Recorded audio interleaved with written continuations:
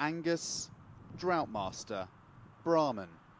This quarantine station in Western Australia deals with over 20 varieties of cattle. These animals are being scanned and tagged for Russia, but Australia exports beef cattle all over the world.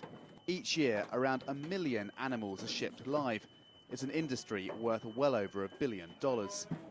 There is, though, a problem with exports to Australia's biggest and closest cattle market of all, Indonesia.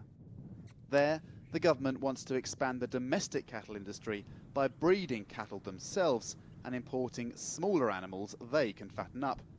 The number of animals being allowed in has been capped, as has each's maximum weight. These cows, more than the 350 kilograms allowed, are too fat to make the cut. Yep, they're too fat, so they'll hit another market, and they'll get to live a bit longer and enjoy a bit more sunshine for a little bit longer. In 2009, Australia shipped almost 800,000 cattle to Indonesia. A year later, restrictions cut that by almost a third. The Indonesians intend to bring that number down further still. You gear your business up to produce a particular product for a particular market, and quite captive to that market in the north of Australia for Indonesia, and then the whole world changes pretty much overnight.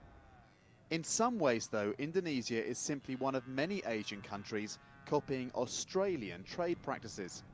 The devastation of Queensland's banana plantations in the wake of February's cyclone Yasi might seem an opportunity for importers, but domestic industry lobbying about foreign crop diseases mean Filipino fruit, for example, is kept out. Without international competition, Australian shoppers are paying $3 for a single banana. Indonesia isn't ready for self-sufficiency in cattle yet, but it is beefing up its industry. Australian farmers this time, the ones getting the raw end of the deal. Andrew Thomas, Al Jazeera, Mile Up, Western Australia.